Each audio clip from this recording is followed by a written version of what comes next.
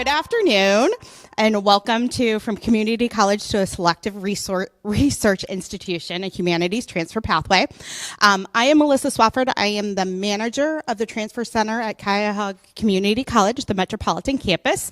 We have Abigail Dohanos, who's our Associate Dean of Liberal Arts, and then Allison Morgan, who is our Program Manager for the Cleveland Humanities Collaborative at Case Western Reserve University.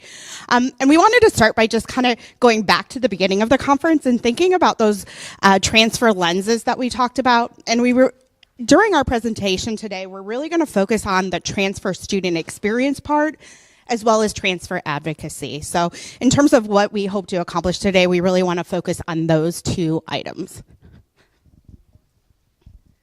Good morning, everybody.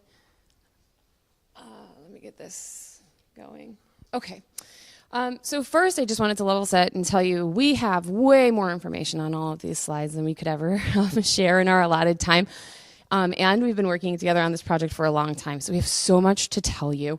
But what we're going to do is give you kind of like an overview, and then we have a case study scenario that we want to have everybody work on as a group, so you can think about how a program like this might apply at your institution and some hurdles that you might be able to overcome. We actually have case studies that are our actual transfer students that we can talk about. If at any point while we're going through the slides you have specific questions, please just stop and ask because there's a lot more detail on there than we're actually going to cover point by point. So this is kind of a snapshot of our two institutions. Cuyahoga Community College is also known as Tri-C in Ohio. It's a large multi-campus public institution, two-year institution.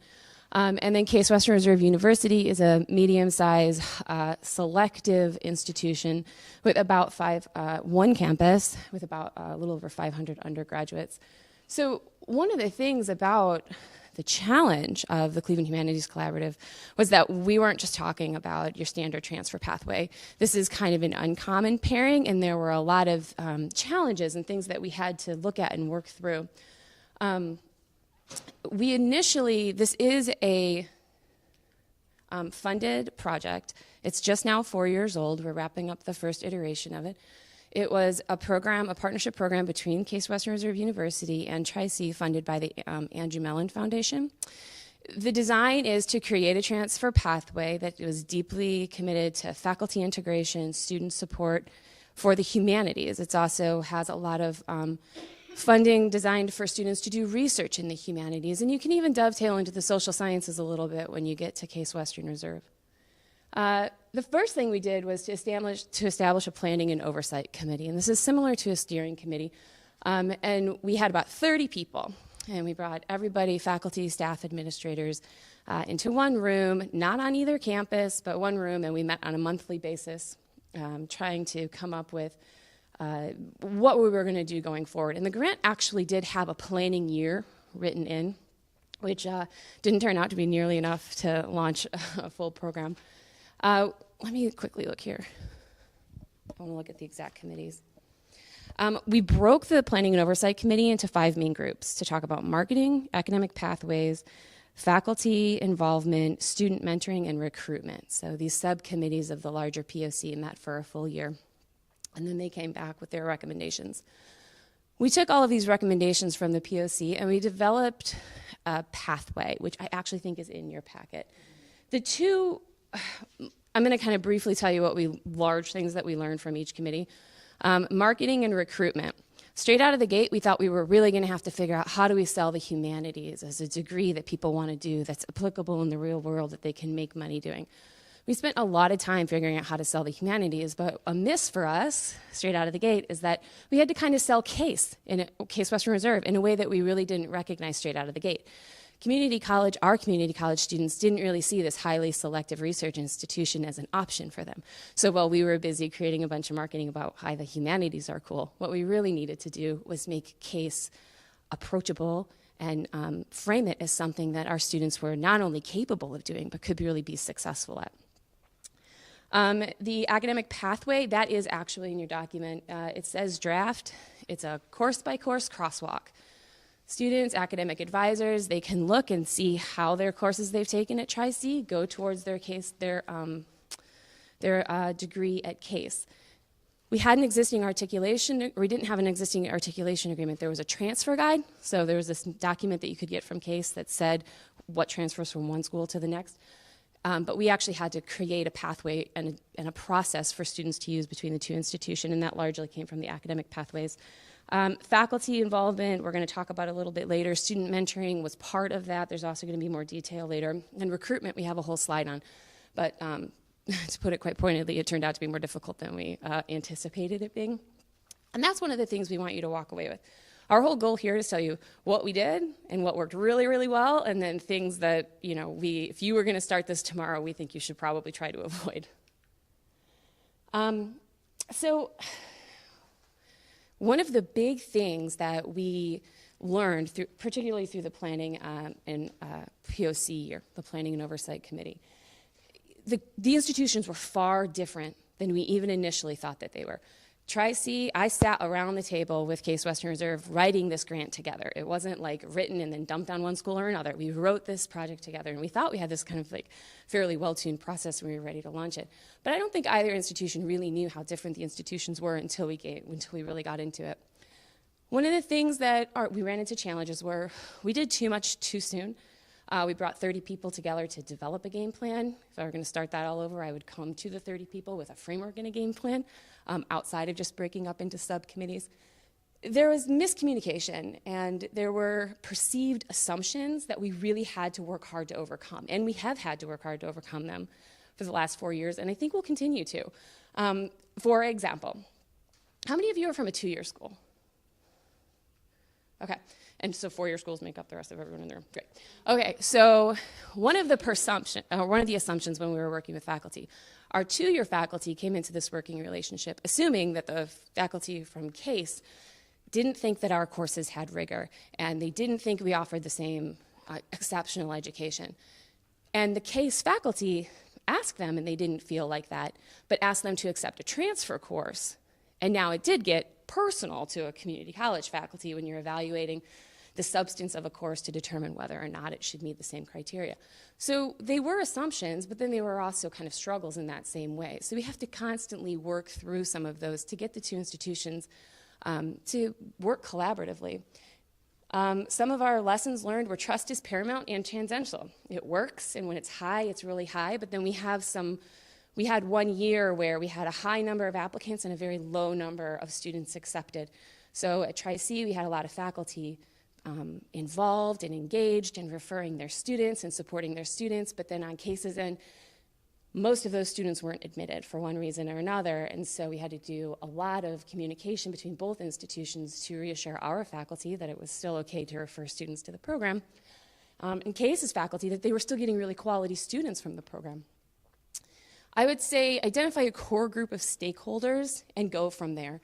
One of the things that Allison and I actually started doing I wouldn't say early on, maybe like 6 months in, we realized that a room full of 30 people, including a number of supervisors, wasn't a great way to really get to know each other and do some really connected work for both institutions. So we started meeting at Starbucks every other week, and we got on neutral territory where there wasn't a big audience to hear about how we were working, what wasn't working, and I really think that that kind of set the core foundation. That would be a big recommendation. Find key stakeholders, get them on neutral territory between both institutions, and have them work things out. Give people a chance to connect socially, and definitely spend some time learning about institutional cultures. For example, even through the whole time writing this grant, I didn't realize that we didn't realize that the admissions department at CASE was actually kind of like a third party to the institution. So highly selective institutions, the admissions department is separate from the institution, so there's not the same kind of reporting lines that you might have at a traditional public four-year school. Some of the challenges creating the program, we tackled a lot of things at once. Our POC had great deliverables, and CASE wasn't really transfer friendly. They weren't set up for transfer students. We're going to talk about that and give you some specific examples. And I talked about a few of these things down here, so I don't want to spend too much time on them. But I'm going to hand it over to Allison to talk about some of the transfer things that had to get changed. But one of the things we really did was we had to get deep into both institutions in terms of admissions and the registrar to figure out how things were actually transferring and what was happening. We had to go in and figure out for the student experience what was actually happening to students when they went through this process. You want to talk about it? Sure. So as you saw on one of the first slides where it was talking about the institutions, fall 2018, two-year student enrollment from transfer enrollment at CASE was about 1.15%. The good news is that that has actually doubled since 2016. So we have a long way to go, but we are routinely accepting about between 35 and 45 transfer students a year, 4-year and 2-year, and that number has remained the same. We're just accepting more 2-year students, largely because of this program. Mm-hmm. But that's just at a school of 5,000 students, 40 students a year is not really enough of a critical mass to have a lot of resources on campus. So as far as not being super transfer affirming, we have a dean in our Office of Undergraduate Studies who works with transfer students, non-degree, transient, and international students. She does credit articulations for the students by hand, and we don't have any software or anything like that at the university at this time. And then she serves as the student's advisor until they declare their major. As it stands right now, students who come into the university outside of the CHC have to be really proactive about a lot of this stuff. We don't have any formal transfer advisors on campus.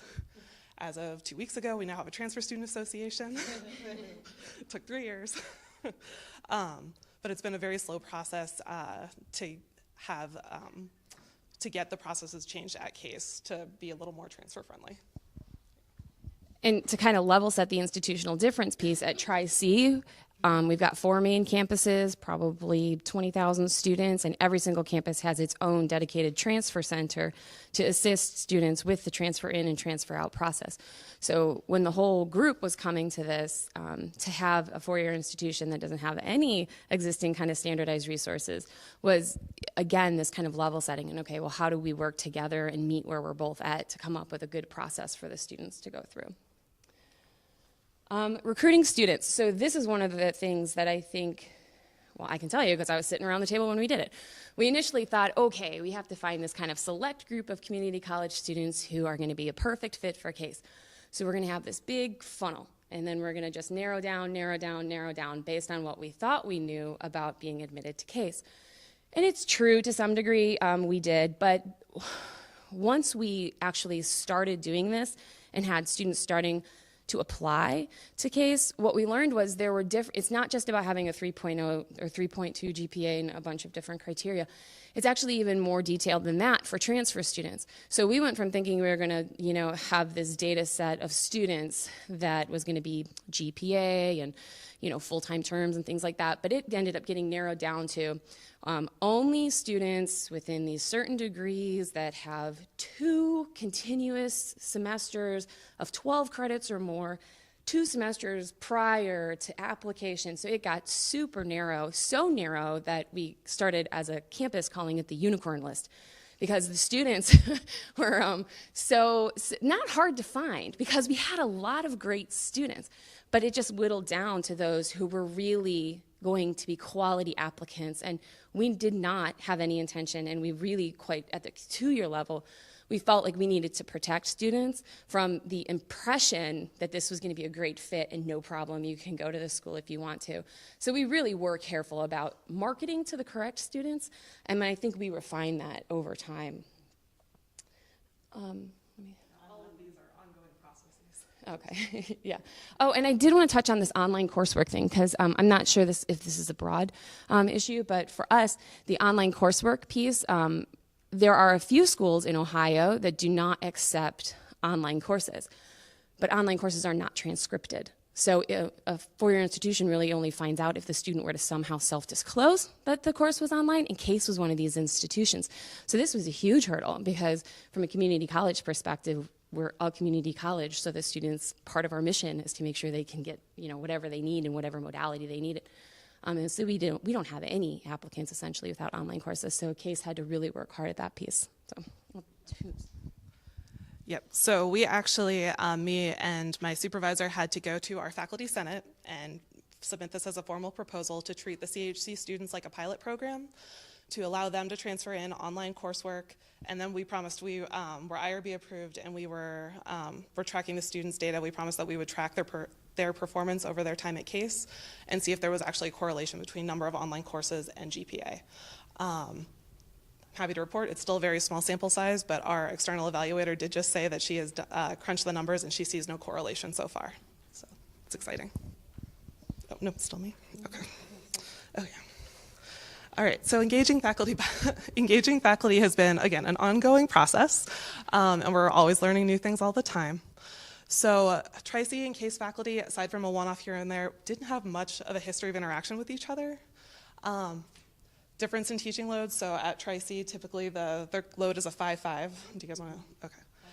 And then at CASE, it's usually a 2-2 with research and student activities and campus activities involved in the responsibilities. One of the toughest things we found was getting people to physically go to another campus. And this was internally at Tri-C, because you have 5 now? Four. But our metropolitan campus, which is where we're kind of based at, is literally 5 miles from CASE. And so one would think that it's not that hard to get faculty there, but just going to another institution is hard. Mm-hmm. And Tri-C has free parking, and we do not. So that was always another challenge. It's parking. I feel like half our problems come down to parking on all levels. So as far as lessons learned, we realized that faculty were more engaged when students were involved rather than just faculty-to-faculty interactions sometimes. And when they did get together, they really enjoyed it, so much so that they sometimes continued those and did class visits and things like that and did not tell us. So it's an ongoing process, and we reach out to them constantly to let us know what's going on in their world that we might just not know about. As far as best practices, cast a wide net. Email everybody. Email your adjuncts, because they're some of the more involved people on campus. Same with instructors rather than full-time tenured faculty. You're probably going to see the same people over and over again, but we have always picked up a couple new people every year who end up being stakeholders for the program, which is great. Some of our most successful programming have been faculty seminars, which are 1-week intensive kind of meetings from 9 to 3 every day, circled around a particular topic. So social justice, higher education in America, immigration were 3 of the recent ones. They're led by faculty. They're open to faculty from Tri-C and CASE, open to graduate students and professionals in cultural institutions in the area. So those have been very popular. We have a couple other student-centric activities, and then one of the things we're working on right now, we have a committee with CASE faculty, Tri-C faculty, and graduate students from CASE, and they are spending the year developing a program that will allow CASE graduate students to learn more about teaching in 2-year colleges, and then we'll actually spend a semester shadowing faculty at Tri-C. So we're really excited about that. The grad students are ready to go. So now we've given you a little bit of history, and we've talked about kind of the work that we had to do to get things started. So now we're going to talk about literally what the student experience looks like from the student and what we do to support these students. So on the Tri-C end, this is really about case management for us and really about building a network for these students.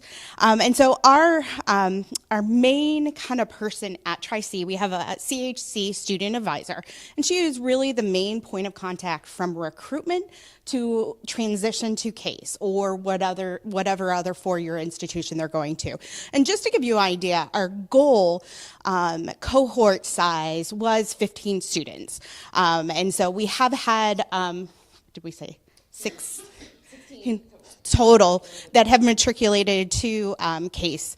So but our original goal was 15 students. And so have a caseload of about that each semester, but we're kind of running, like right now we have really 2 cohorts going, the one that's applying for fall and then the one for next year. So we have a little bit in the mix, but the CHC advisor is supported. We have a lead counseling faculty member at Tri-C. Our counseling faculty do the academic advising. So this person is really the academic advisor for our cohort and support and make sure they have an academic plan, which is really important.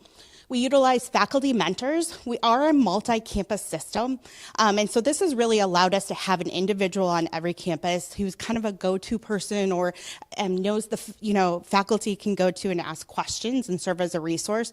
But they also really, when a student is at a campus, they are connected to that faculty mentor. And really, this is to talk about studying in humanities, possible career paths, just kind of anything academic related. It's also another just kind of resource at the college. In our transfer centers, we have transfer specialists who help students plan for and apply for application. And all of our CHC students are required by their program agreement to apply to at least 2 other institutions besides Case Western Reserve. And so they can work directly with the transfer specialist on that to find the right fit. And so, for example, we've got a wide variety of places that they're applying to. So we've got some Carnegie Mellon, Harvard, American, Swafford, but local universities too, because some of our students are regionally bound, and so we kind of work with them to make sure those applications happen at the same time. And in addition to those, we just have the campus in general and the college in general supporting the program. So we just kind of harness what's already there, but the only position that we created at Tri-C for this position or for this program is the student advisor, and it wasn't originally part of it when it was added on. Right. So. And so one of the things that we leveraged in this was our iPads model of how we work with those students, which is also case management. So each month we meet as a group, the student advisor program staff, as well as our faculty mentors and our lead counselor, and talk about the students. Talk about how they're doing, what problems they might be having. We look for solutions. We figure out who's the best person to follow up to really try to keep them on track. And if somebody has gone MIA for a while, it is just like, okay, have you heard from so-and-so? Have you, and so we really just kind of problem solve with it. So it really has worked and allowed us to keep on track with everybody. So once, as students enter the program, the first thing they do is meet with our CHC advisor and discuss the program eligibility. So this is, we want to make sure these students understand that they are majoring in the humanities and what that means for them and what that connects with their greater goals. We also have the requirements that they must meet. They have to have at least a 3.2. They have to have completed college level English, and then there's a certain number of credit hours. I'm losing it right now, but so we make sure that they meet all of the requirements for the program, and then after they're, it's a decision for them too, because it's a commitment to the program. So usually the advisor will meet with them, talk with them, and then, okay, here's the application, and part of the application is them really being able to put in writing how this fits with what they want to do. And that application is reviewed by both institutions and approved, just to make sure that they are really a good fit with the program. And to that point, a question earlier came up. On that application, there's a waiver on the back of it that when a student signs up for the program, they're allowing the 2 institutions to share their academic information throughout, as long as they're at both institutions. So, and then when they get to CASE, they actually sign a similar document that allows CASE to release their records back to us. After they've been accepted into the program, we have them sign the program agreement, and you have a copy of our current program agreement, and that hasn't evolved. And what's in there currently is it's more, I think we started off probably as a 1-pager, and now you can see it's pretty much 2 pages long.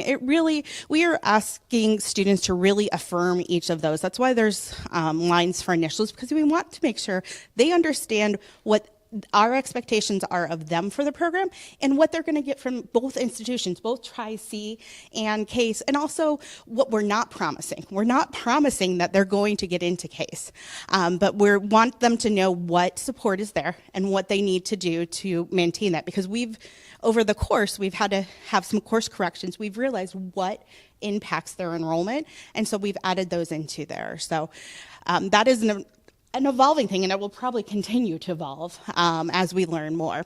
After they're kind of in the program, we make sure they meet with our counselor to make sure they have an academic plan. Yes? Sorry. Yep. Is the hope that students from Tri-C will earn an associate's degree before? Yes. Yeah. Not only reverse transfer is built into the program agreement, so that if they have to, sorry, my apologies. So that if for some reason they have to, or it's a better fit for them to leave, or they've only got 1 or 2 classes left, they shouldn't use financial aid for it, they should reserve it, something like that. When they get to case, we've got Allison there making sure that they take the classes that need to transfer back. So I think there's 99% completion rate because there was one student who didn't. Yeah. Is the credit sending back to Tri-C for the reverse transfer, is that taken care of by the signature that we get that allows sharing of information, or they sign up sort of another pre-reverse transfer agreement? No, there's no pre-reverse transfer. Oh, sorry. There's no pre-reverse transfer agreement. The program agreement allows us to share academic information the whole time, but once they complete courses at CASE, which we're going to talk about in a couple minutes through a concurrent enrollment program, they request their CASE transcripts and they get sent back to Tri-C and get applied towards their degree. So follow-up question. Yes. If the student has earned an associate's degree, whether through before they went to CASE or with the reverse transfer, what kind of perk does that get with CASE? For instance, at the University of Idaho, if a student has an associate's degree, we waive their gen eds, even if they haven't met all of our boxes. Yeah, it's sort of similar, not really similar, but mostly they go in as juniors, but for a few intro courses that are mandatory for everybody. You can probably answer it in greater detail. So we require that the students will have completed 54 credits by the time of admission to CASE, so they're only reverse transferring 2 classes at most. We do not waive all breadth requirements. Every course is individually articulated. But because we are so intrusive and intentional with our advising, typically the students are bringing in, I think our average is 45 to 70 credits from Tri-C. So, as long as you bring in 45 credits or more to CASE, you can use all of your transfer credit to fill breadth requirements. So most of our students, I would say 90%, have all of them done already. So you have a cap on how many credits they're allowed to bring into CASE? No cap on the credits they're allowed to bring in. We do have a 60 credit residency. Okay. So they do have to complete 60 at CASE. They have to have 45 completed at Tri-C before they can technically 54 completed at Tri-C before they can transfer as part of the CHC program, because that's how our articulation agreement is written, to make sure that reverse transfer is a really viable option. Any other? Okay. So we have them meet with the counselor, and really that's where the academic planning comes on, in making sure that we get them taking the right classes. And they also meet with their faculty member, just really to kind of talk through that humanities and just answer any other questions that they might have. So one of the things that we've learned is that having a sense of belonging is really important. So we have become really intentional about building a cohort. And it's really about having a peer support network. And when it happens, it's really great. It's awesome. It is really great to see them bonding and coming together and supporting one another.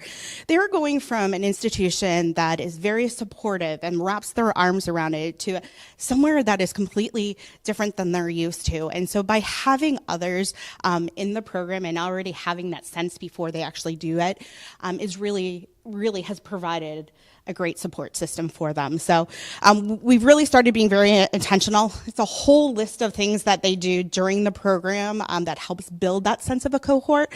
One of those things towards the bottom is concurrent enrollment and the workshop that goes around with it. And this is about giving them a sense of that they are ready academically to be at CASE and doing that together. So we're going to spend some time and talk a little bit about that, because this is one of the cornerstones, I would say, of our program for the CHC. So there's a couple of different things that allow our students to be registered at Tri-C and CASE. The first is an already existing state-based program called cross-registration. And really, this is for students who might not quite fit CHC. It's kind of like one of those secondary options for us. It's not the best fit, but it does allow students who are full-time at Tri-C, 12 credit hours, take a class at Case Western Reserve at Tri-C prices. So it is still a significant cost saving. So if there was a student who was in CHC and would fall below maybe the GPA requirement, but still wants to keep engaged at Case, they could utilize this process that's there. But it is really kind of our reserve option. in Ohio, it's available for multiple institutions, so it's not unique to Tri-C and Case. So our students can take advantage of this with other institutions. The program that was set up as part of it is what we call concurrent enrollment. And this is where a student is registered for 6 credits at Tri-C and 6 credits at Case Western Reserve. One of the great benefits of this is students don't pay for those credits at Case at all. Those courses are absolutely free. So you're looking at a cost savings of about $6,000 per class. And so it's the cost savings, but it's also about the experience. They're getting into the classroom. They're really getting to see what the academic culture is. They're getting to see how they fit in, and that they actually can see themselves there along with their classmates. And it's just a really good way of saying, you know what, this is what I want to do. This is where I want to be. One of the things that it must count, whatever they're taking at Case must count towards their Tri-C degree. So we have to be very intentional in seeing how it fits in. And we also try to make sure that we are not duplicating. We're not having a student take a class at Case that would be offered at a Tri-C. So we have to be very intentional when we pick and choose that. One thing really quickly. Kind of like a historic, really quick perspective of concurrent enrollment. Concurrent enrollment was added as part of, we had one bad year where I said, we had a bunch of high number of applicants, low acceptance rates. And there was a million different reasons that came to be, but one of the things we recognized is we needed a way to demonstrate to Case and faculty and to build the confidence of our Tri-C students before they get to Case, give them this lived experience of what it feels like to go from a big 2-year school to a private selective institution. So concurrent enrollment, it gives students and the institution the opportunity to kind of like try it out. And then when a student is making application to Case, there's a letter process, which Allison is going to cover. But concurrent enrollment, I would say, is kind of one of the absolute game changers for the program. And it gives, students have tried it and decided it's not for them. And then they've also tried it, and it's been hugely successful. I actually can't think right off the top of my head what the difference was in acceptance rate, but I mean, it was 3 out of 14 to 11 out of 11. Right. So the one year we had 3 students out of 14 accepted. We added concurrent enrollment and did a number of other tweaks to kind of the application preparation process, and we had 100% admission the next year. And I believe our cohort that is applying, which we have 10 students who are applying, all have participated in concurrent enrollment.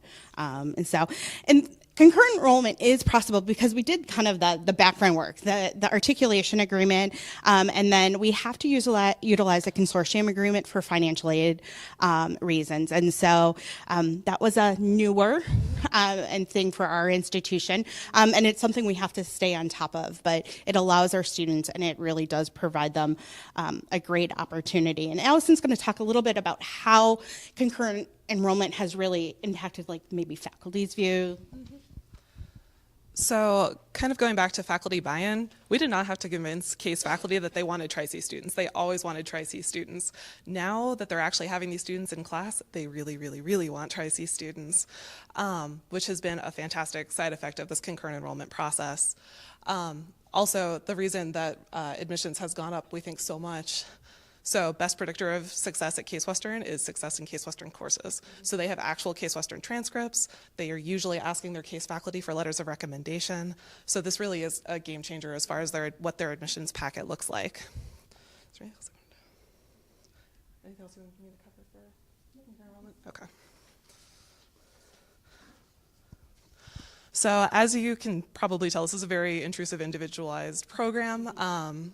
So as far as when the students decide they're ready to apply to Case, we have a jump on admission workshop. This used to be held in January. It is now held in December because we were realizing that certain things were holding up the admissions process. So high school diplomas were taking forever, especially if they were old, GEDs. We would find out late in the process that there was another college transcript that they attended, but they actually only stayed for a semester and they withdrew, but Case still wanted the transcript. So we tell the students in December that this is the stuff you need to be working on. There's actually an agenda for that Jump on Admissions workshop in your packet, along with the checklist for applying to Case. We have the transfer specialists at that workshop to help with the other 2 institutions that the students are looking at, and then we do application reviews, where the students can work on their Common App. We can read their essays if they'd like. We also spent some time, so me, our program director, and Melissa interviewed each student just to kind of get to know them a little bit better, learn their story, see what they were applying to, what major they were choosing at Case, and what they wanted to do with it. And what we do with that information, my supervisor and I, we actually write committee letters on behalf of each student saying, this is so-and-so, they have met all the requirements laid out in the articulation agreement and the CHC program agreement, this is what they want to major in. Excuse me, this is why they're awesome, and this is why we want them at Case. So that letter goes to admissions, stays on the top, on the top of it's a cover sheet for their application, and immediately identifies the student as a CHC student to our admissions department. Once students actually apply, we're very intentional about tracking their application process. So we have one of the assistant directors in our admissions office work with us. So I can email her and say, hey, here's our list of CHC applicants this year. Can you tell me what they're missing? And she'll write back the list and say, so-and-so's missing the GED, so-and-so's missing a letter of recommendation. So I pivot that right back to Tri-C, and they help the students track all that information down. Hopefully we go through all this process. The students are offered admission to Case Western. Before they're allowed to accept that offer of admission, they are required, and this is in the program agreement, they sign and say they will do it, they're required to meet with a financial aid officer at Case.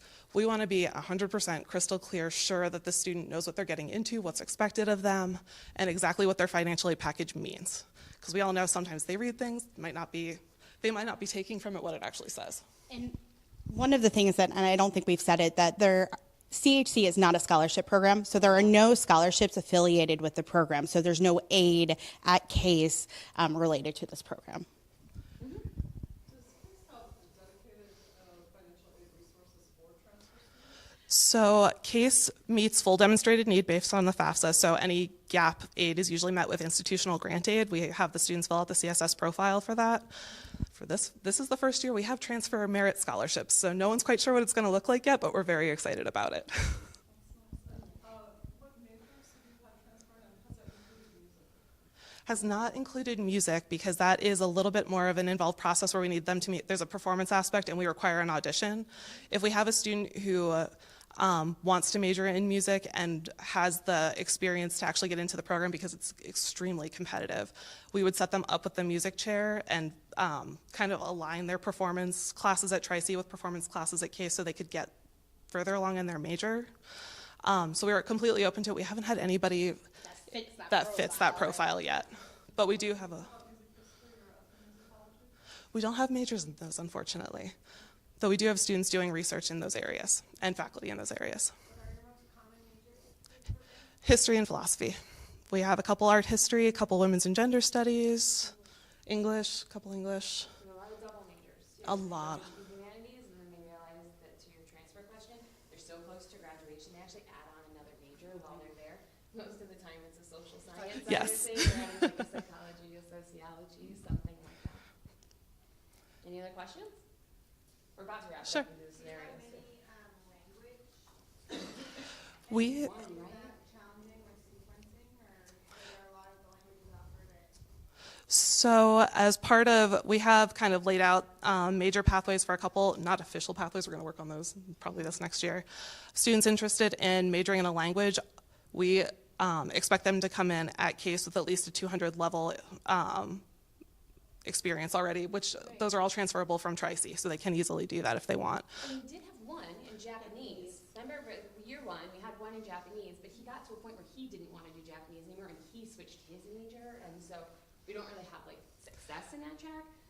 We have a couple native Spanish speakers who are also Spanish double majors, but yeah, so I mean, yes and no, and that we haven't had anybody graduate with it, but we've had interest, but then they changed their mind when they get there, which is great. I mean, right, they need faculty to take the classes. and they don't have to declare a major at Case until at some point in their first semester, so they have a little time to kind of figure it out and change. So they get enrolled in their fall classes, and then they can be like, maybe not, and then we meet and talk about it. We're good? Yeah. Do any advisors from Case come over to Tri-C to do advising, or is all the advising done through the transfer? So Marguerite, who's an admissions representative, will come over, and she has a presence on our campus. I think everything is really done within the program. And so between our student advisor and working directly with Allison, Yeah, so she'll come over. It's just really a group process with us, and Allison will get whatever information is needed. Most of the time, already knows it, but I would say it's we mostly rely on Allison. And I would say too, the true major advising is done by faculty at Case. So by the time the students get there, they're in their major, and their advisor would be their faculty member. So they don't have this kind of generalized advising format like we do, which was another kind of institutional navigation, because students and faculty, everyone's used to, I don't even know how many schools we have come visit Tri-C anymore, 100. I mean, so we've got a bunch of four-year advisors from big state schools that come and they meet with students on a regular basis, but Case doesn't have the same setup, so we had to learn how to integrate that as well. Does that answer your question? Say major-specific advising, why they're at Tri-C, they want to major in what, how do they know for sure what they should be taking that will allow them to transfer? Transfer centers. Transfer center. Yeah. So I mean, we have a transfer guide with Case. Public transfer guide. Yeah, public transfer guide. Our students in this program are in Associate of Arts, so they're in a transfer-friendly major, and then it's selecting classes based on that. So our CHA advisor would work with our lead advisor and them to pick it. Our CHC students can see any counseling faculty member for advisement, but we really try to work with the person we've identified. She kind of knows the program a little bit and kind of can dial down on what they need. So. It's not really a program so far that's designed for students to self-navigate their way through. So it's, I mean, if you can't tell by now, it is incredibly high touch, right? There's very few things left to chance by the time they get to application point, which we had to learn over time. But I think there's maybe been one student who showed up and had somehow picked all of his own classes and been ready to go. And transferred 83. But Yeah, and transferred 83. Our next project is we have 5 majors that we've dedicated to creating an actual pathway. So there will be more of a guide for our 5 most popular majors. But that's to come in the next phase 2. And what I forgot to, sorry. Just a question. Sure. So how many students within this program that have gone on to Case have graduated from Case? So we had our first 2 graduates last year, one in May and one in August. One had 3 job offers and is currently a social worker in the city, and the other one's in grad school. And then we are on track to have 3 students graduate this year, 2 in May, 1 in August. Which that's 4-year graduation rate, which if you It's look at 3, national 3, trends, yeah. that's amazing, right? I mean, they probably took longer to complete their associate's degree, but by Yes. the time they got to Case, they were out within 2 or 3. 2.5. Between 2 and 3 years, yeah. And something I forgot to mention earlier about the concurrent enrollment coursework, it counts towards their residency at Case, and it also, they're taking courses in their major, so they transfer over half their credits in their major from Tri-C. Then they maybe have 9 to 12 credits in their major from Case through concurrent enrollment. They're almost done with their first major, which is why we have so many students adding additional majors and minors. Sure. Wait, talk about this one or no? Next one. This is case management. They're both. Yeah, just Okay. I mean, it's So it's a very similar support structure to what's at Tri-C. So it's me, I'm the overarching support system. We have a faculty mentor who stays with each cohort through their graduation. So it doesn't, even if students graduate, they still stay on with the students who are still enrolled. Our program director is one of the associate deans in our College of Arts and Sciences. He makes himself incredibly available. Students have their major advisors. We have student success navigators in our Office of Student Advancement. And as of fall 2018, we have a peer mentor system, which is going really well so far. Is there anything on there we really want to touch on? So yeah, we do a 1-week bridge the week before orientation where the students meet as a cohort, usually 9 to 3 during the day. It's a real intensive process. They get to know their faculty mentor, covers paper scaffolding, expectations at Case. Because they've all taken courses at Case already, it's not so much the fit and where things are, it's really just getting back in the academic mindset to be back at full-time in school. And then in the fall semester, they do a 1-credit transfer supplement course specifically for these CHC scholars, which is their new name once they matriculate to Case. So that gives us a chance to check in on them, and we also continue those 1-credit classes throughout the next 3 semesters and cover everything from research to how to look for an internship, how to apply for funding for an unpaid internship, and things like that.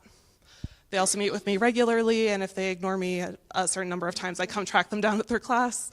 It only happens about once per cohort where it gets around. So now what we want to do is we're going to put up a couple printed out I am not good at the mic, I apologize. We put together 3 personas, and these are based on actual CHC students. So what we're going to do is pass out the personas. Maybe you guys can like couple up into 2s or 3s. We don't have to assign groups, but read through the persona and then think about these questions on how they would, what hurdles would have to come up at your own institution, or what things could you think to ask us about from your experience based on the students who come in. Because I will tell you, one of the things, I think from the community college perspective, I had a sense of who these students might be going to CASE, but I think it was more of a cultural shock for all of us, like learning how this transition process would work, including the students in CASE. So yeah, go ahead, if we could just pass those out. Groups of 3 or 4, and then we'll spend, if you, in your Couple group, minutes, yeah, if you can just spend some time like talking about those questions, whether you're Sure, yeah. So for, who had Jack? Okay, so Jack essentially struggling with food insecurity, doesn't have anywhere to live, using public transportation.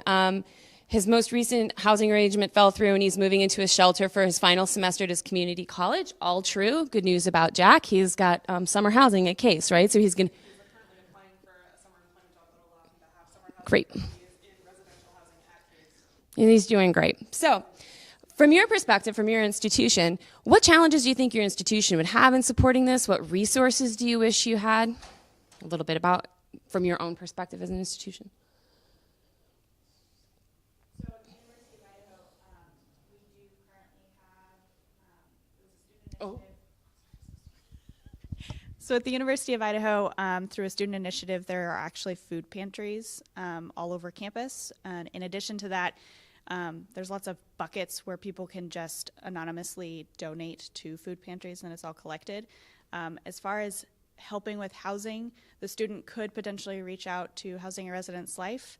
However, they probably have a better chance at working with the local community, specifically with a few churches that have opened some of their secondary classroom, if you will, locations, so that students or people who are unable to have housing, they at least have a warm place to stay, a bed, place to clean up, but it's not long term because unfortunately we're very rural. And it actually wasn't for him either. We jumped around a number of times to keep him on track his final couple semesters.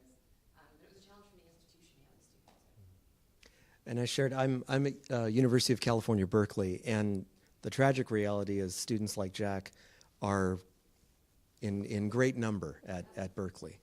And so because we've been contending with this over the last at least 6 years very intentionally, next Friday we're actually opening the grand opening of our Basic Needs Center.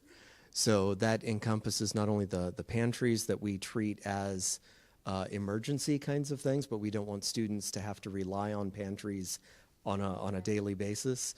So the Basic Needs Center not only addresses food, but also housing insecurity on a holistic and systemic level, and case management and working with students that faculty and other staff colleagues can refer to. Who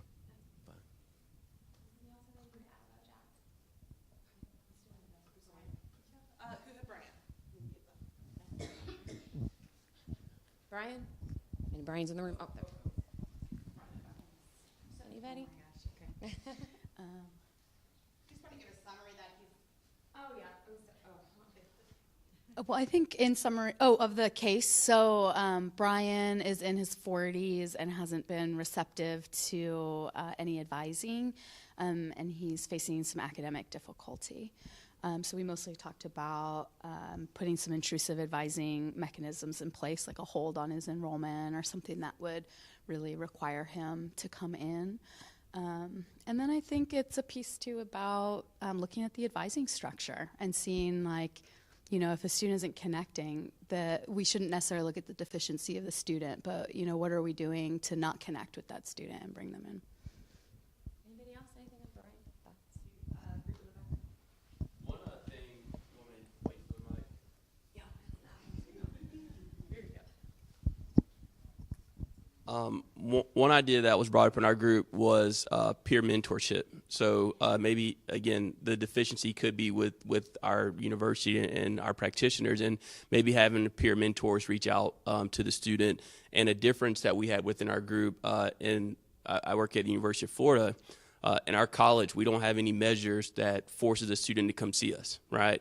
So if Brian is just cruising, when he gets on academic probation, we'll say, hey, you're on probation, come see an advisor. But long as if he feels independent and feels like he can go through the semester and meet his probation standards, he still doesn't have to come in and see us, right? Now, if he doesn't meet probation, then he'll have to come in and see us, where on the flip side, our group discussed an example where her students come in and see her all the time, and there's ways to make sure students are connecting, and that was kind of a difference within our group.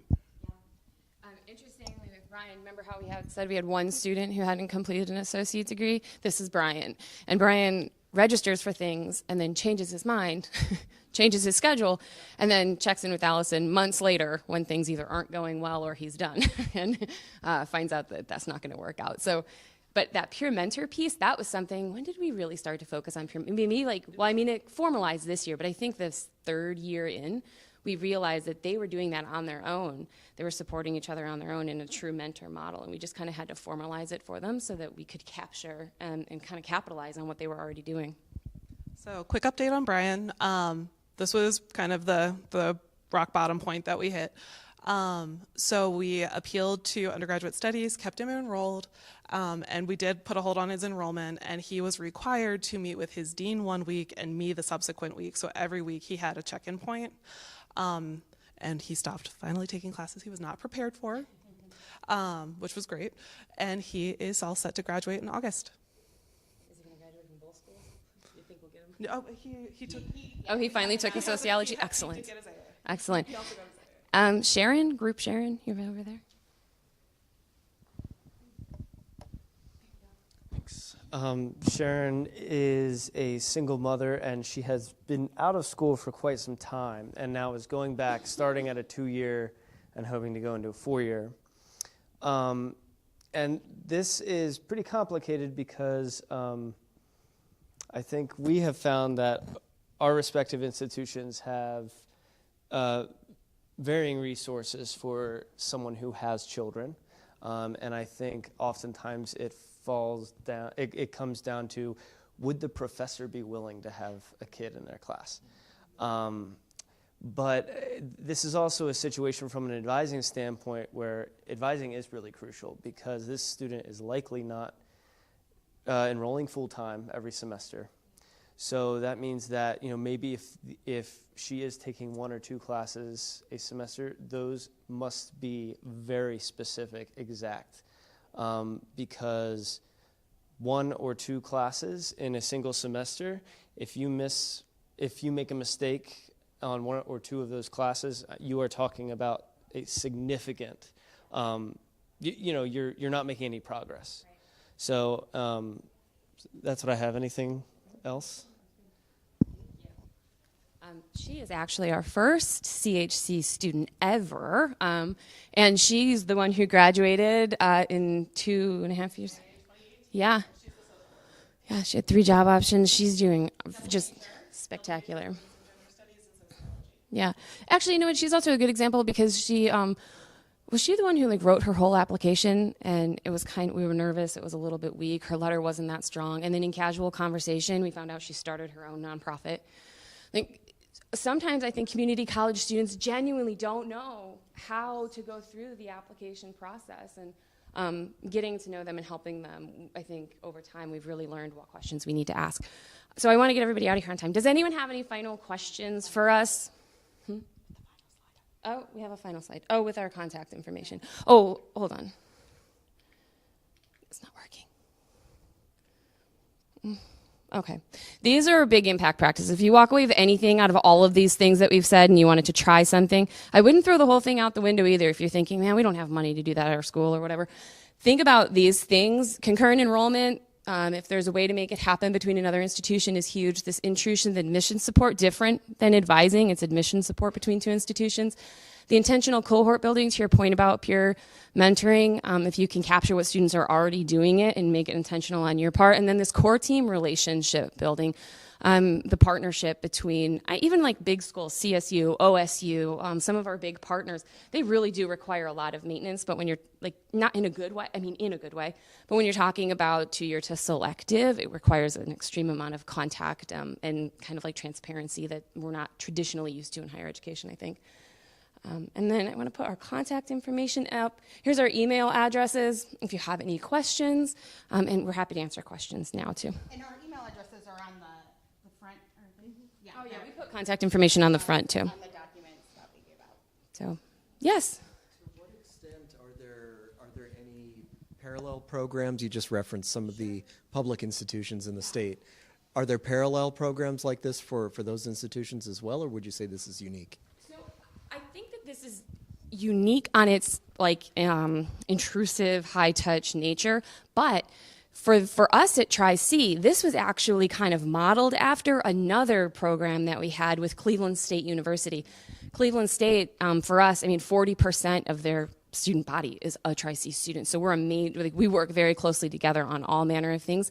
And we had a similar program about 3 years before this that was called the Cleveland Transfer Connection. In fact, that program agreement was originally written for CTC, and then we modified it for CHC and had to change a number of things for the selective institution. But we've kind of modeled it over and over in different capacities.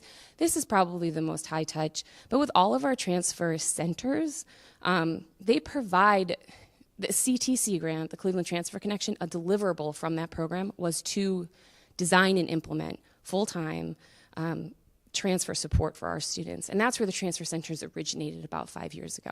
So the whole transfer support model at Tri-C kind of looks like this, but CHC is the only one that is this high touch.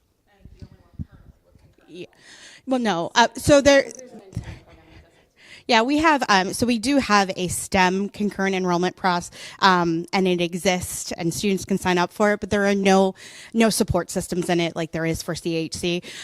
We are working on a newer partnership with Cleveland State University, which will have more intentionality in it, and we'll pull in some of this, so the type of enrollment stuff, and some more ongoing advising. So I think those things work.